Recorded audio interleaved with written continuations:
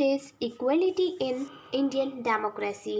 Indian democracy में equality का क्या महत्व है? The Indian constitution recognize every person as equal. Indian constitute जो हमारा इंडियन कॉन्स्टिट्यूशन है, राष्ट्रीय संविधान है, वो बताता है कि सभी लोग इक्वल है. All are equal. This means that every individual in the country, including the male and female person from all the caste, religion, tribes, education and the economic background are recognized as equal. सभी लोग, चाहे वो mail हो, female हो, किसी भी cast से belong करते हो, कैस एजुकेशन डिपार्टमेंट से या इकोनॉमिक बैकग्राउंड से, वो सभी लोग इक्वल है. This is not to say that inequality ceases to exist, it doesn't. But at least in the democratic India, the principle of the equality of all the person is recognized, while earlier the law exists to protect the people from discrimination. पहले तो बहुत सारे laws भी बना दिए गए हैं, यानी रूल्स बना दिए हैं, जो जिन लोगों के साथ डिस्क्रिमिनेशन होता है, भेदभाव होता है, एंड द इल ट्रीटमेंट, और जिन लोगों के साथ गलत व्यवहार करते हैं. Now there are several that work to see the people are treated with dignity and as equal. आजकल बहुत सारे ऐसे काम किए जाते हैं जिसमें पता लगा लेते हैं, जिसमें गवर्नमेंट हेल्प करती है कि सभी लोगों को इक्वली ट्रीट किया जाए. All are equal. This recognition of equality includes some of the following provision in the Constitution. First, that every person is equal before the law. इस वजह से कुछ provisions बना है Constitution ने, हमारे संविधान ने कुछ provision बना है. तो पहला है कि सभी लोग equal है law के सामने. What this means that is every person from the president of the country to Kanta, a domestic worker, has to obey the same law. इसका मतलब ये है कि चाहे वो हमारी कंट्री का प्रेसिडेंट हो, चाहे वो डोमेस्टिक वर्कर, चाहे काम वाली बाई हो जैसे कि कांता, सभी लोग इक्वल है, सभी को सेम लॉज फॉलो करने हैं. Second, no person can be discriminated against on the basis of their religion, caste, race, place of birth और वेदर दे आर फीमेल और मेल. तो उन्होंने बोला कि किसी भी पर्सन में कोई भेदभाव नहीं होगा उनकी कास्ट से, उनके रिलीजन, उनकी कहाँ उनका बर्थ हुआ है, चाहे वो मेल हो या फीमेल हो, सभी लोग इक्वल है. Third, every person has to access to all the public places including the playground, hotels, shops, market. तो उन्होंने बोला है कि सभी लोगों को राइट है, चाहे वो गरीब हो, चाहे अमीर हो, चाहे एजुकेटेड हो, चाहे अनएजुकेटेड हो, सभी को पब्लिक प्लेसेस यूज़ करने का पूरा हक है.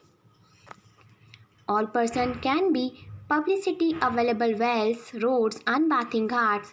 Fourth, untouchability has been abolished. उन्होंने बोला है कि अनटचेबिलिटी यानी छुआछूत को बंद किया जाए.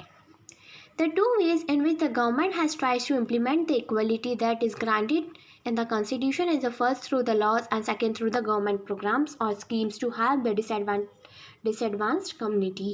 तो गवर्नमेंट ने दो तरीके निकाले जिससे कॉन्स्टिट्यूशन में इक्वलिटी इम्प्लीमेंट हो जाए. पहला कि उन्होंने लॉज बनाए और दूसरा उन्होंने बहुत सारे ऐसे गवर्नमेंट प्रोग्राम्स चालू किए.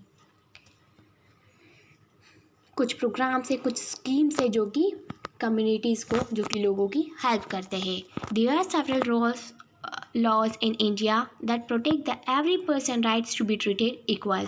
इंडिया में कई सारे लॉज है जिसमें सभी लोगों को इक्वली ट्रीट किया जाता है.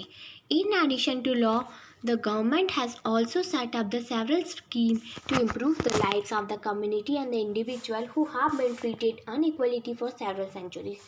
और गवर्नमेंट ने बहुत सारी स्कीम्स भी निकाली है ताकि वो उन लोगों की कम्युनिटी को इम्प्रूव कर सके जो कि कई सेंचुरी से उन लोगों को अनइक्वल ट्रीट किया जा रहा है, उनके साथ भेदभाव किया जा रहा है.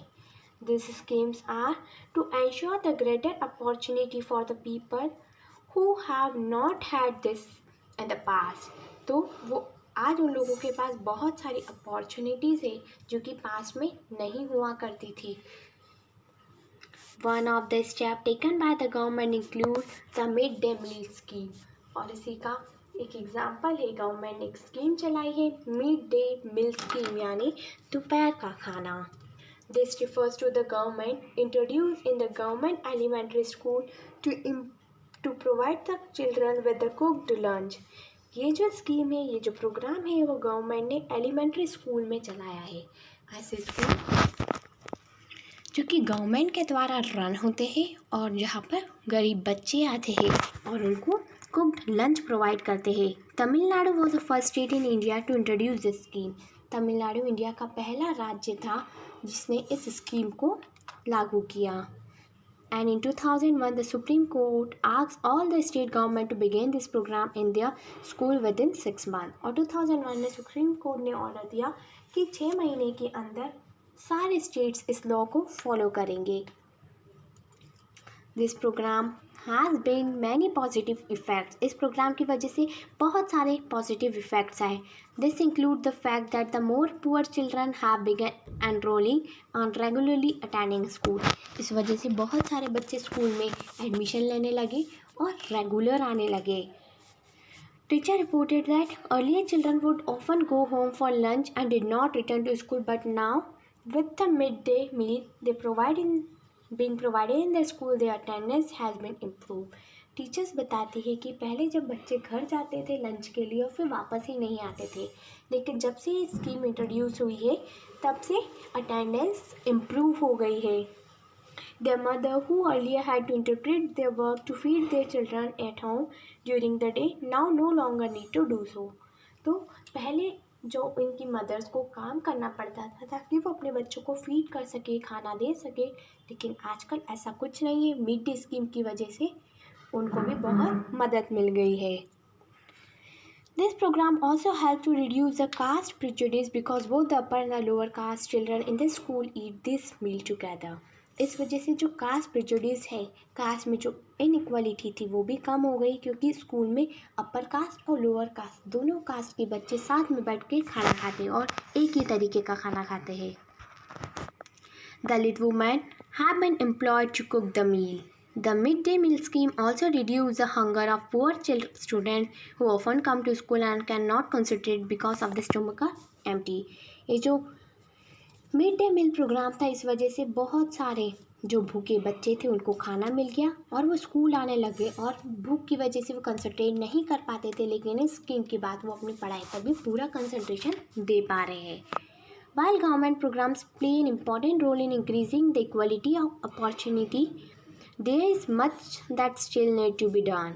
While the midday program has helped increase the enrollment and the attendance of the poor people in school, there continues to the big difference in the country between the school that the rich attend and those the poor attend. Even today, there are several schools in our country in the Dalit children, like Om Prakash Valmiki, are discriminated against and treated unequally.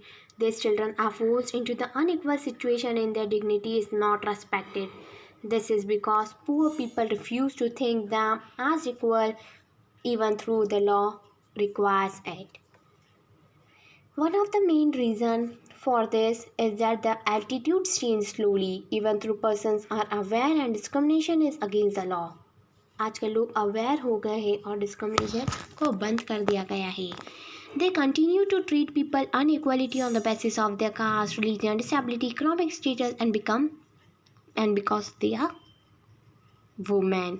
तो आजकल ये सारे laws बंद हो गए, prohibited है। It is only when people begin to believe that no one is inferior and the person deserves to be treated with dignity. आजकल लोग ये सोचने लगे कि कोई inferior नहीं है, कोई कम नहीं है, सभी लोग इक्वल है, एक समान है। Establishing equality in the democratic society is continuous struggle and one in which the individual as well as the various communities in India contribute to, and you will read more about this in this chapter.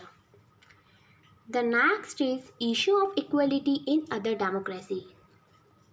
दूसरी democracy में equality का issue क्या है?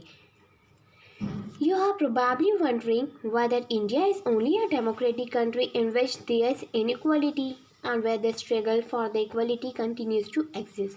आप लोगों को क्या लगता है? आप ये जानकर सरप्राइज रह जाएंगे कि इंडिया एक ऐसी डेमोक्रेटिक कंट्री है जहाँ पर इनइक्वालिटी को ज़्यादा महत्व दिया जाता है, लोगों को इक्वल ट्रीट नहीं किया जाता है, भेदभाव होता है। The truth is that many democratic countries around the world, the issue of equality continues to the key issue and with the community struggle. और ये भी सच है कि इंडिया की तरह बहुत सारे डेमोक्रेटिक कंट्री है जहाँ पर सेम प्रॉब्लम लोगों को फेस करना पड़ती है. For example, in the United States of America, the African American who were the ancestors were the slaves were brought over from the Africa continue to describe their life today as largely unequal. जो United state of America USA में जो Africa लोग थे उन लोगों को भी ये अनइक्वलिटी फेस करने को मिली थी. Prior to that, African Americans were treated extremely unequal in the United States and denied equality through the law. For example, when traveling by bus, वो एक बार बस में ट्रैवल कर रहे थे. They either had to sit at the back of the bus or get up from the seat whenever a white person wished to sit. तो बताते कि वो जो अफ्रीकन लोग थे वो या तो पीछे चले जाते या तो फिर अपनी सीट से उठ जाते अगर उस जगह पर किसी वाइट पर्सन को बैठना होता. रोजा parks 1913 to 2005 was an African American woman tried from a long day at work. She refused to give up her seat on the seat to the bus to a white man on December 1st, 1955. तो बताती है कि रोज़ा parks एक African American थी जिन्होंने अपनी seat देने के लिए रिफ्यूज़ कर दिया. उन्होंने मना कर दिया कि वो वाइट्स को अपनी सीट नहीं देगी. Her refusal that day started a youth agitation against the unequal way in which the African American were treated and which came to known as the civil disobedience movement. और उस वजह से बहुत तब से ही एक लड़ाई शुरू हो गई सिविल डिसऑबिडेंट मूवमेंट जिसको हम जानते हैं. The Civil Rights Act of 1964 prohibited the discrimination on the basis of race, religion or the national origin. तो जो सिविल राइट्स एक्ट था 1964 का उन्होंने प्रोहिबिटेड कर दिया, बंद कर दिया डिस्क्रिमिनेशन करना on the basis of their race, religion and their national origin. It also stated that all the school will be open to African American children and they will no longer have to attend the separate school specially set up for them. तो बोलते हैं कि उन्होंने फिर एक नया rule चलाया कि जो स्कूल है अफ्रीकन अमेरिकन के लिए वो कॉमन ही रहेंगे, कोई स्पेशली नहीं होगा कि यहाँ पर अफ्रीकन नहीं आ सकते, यहाँ पर अमेरिकन नहीं आ सकते, दोनों के लिए वो स्कूल भी सेम रहेगा.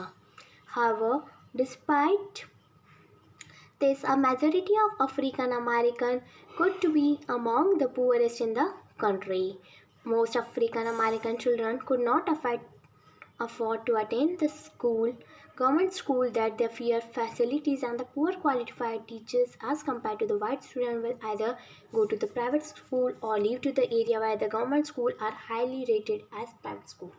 तो बोलते कि जो अमेरिकन लोग थे वो या तो प्राइवेट स्कूल में जाते थे या तो फिर ऐसे गवर्नमेंट स्कूल में जाते थे जहाँ की फ़ीस बहुत ज़्यादा होती थी as compare to the private school. बच्चों, आई होप कि आपको चैप्टर समझ में आया होगा. And if you have any query related to this then please comment in comment section. Thank you. Have a nice day.